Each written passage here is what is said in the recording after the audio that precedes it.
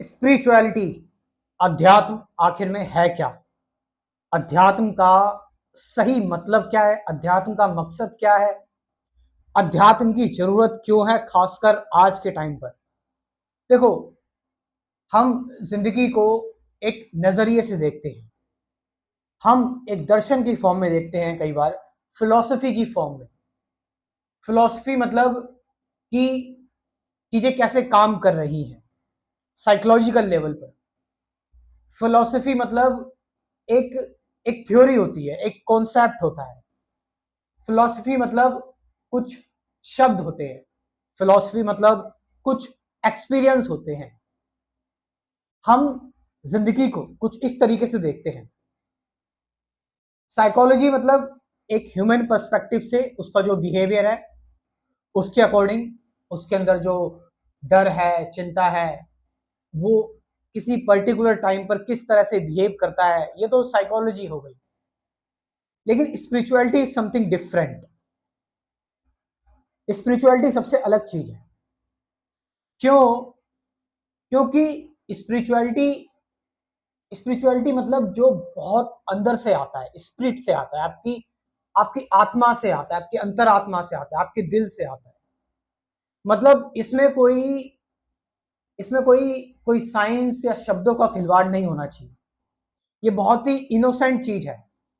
और ये कोई एक्सपीरियंस भी नहीं होना चाहिए स्पिरिचुअलिटी। आपको पता है एक इंसान अध्यात्म की ओर कब मुड़ता है? और सच में स्पिरिचुअलिटी का फायदा नहीं उठाना चाहिए, अध्यात्म का फायदा भी नहीं उठाना चाहिए। आज के टाइम पर जो कि हम देख रहे हैं, जो हो रहा है, लोग स्पिरिचुअलिटी की तरफ मुड़ते हैं। उनको एक एक एसोसिएशन चाहिए, उनको एक संघ चाहिए। वो अपनी जिंदगी में थोड़े परेशान है।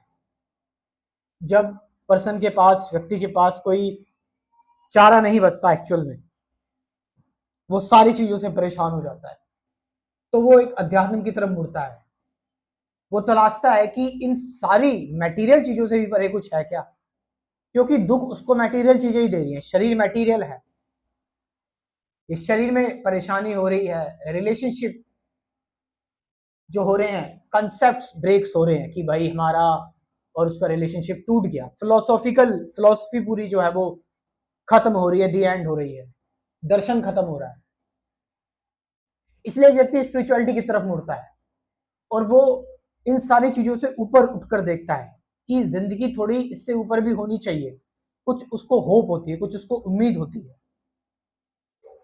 तो स्पिरिचुअलिटी है क्या एक्चुअल में? स्पिरिचुअलिटी का मतलब है कि जिसमें सिर्फ और सिर्फ आपका पर्टिकुलर पॉइंट ऑफ व्यू हो, जो किसी भी चीज से मैच ना करता हो, जो आपके एक्चुअल दिल से निकलता हो। और सिंपल सी बात है, ये बताने की जरूरत नहीं है कि कॉन्सेप्ट, थ्योरी, शब्द ये कभी आपके दिल से नहीं निकलते।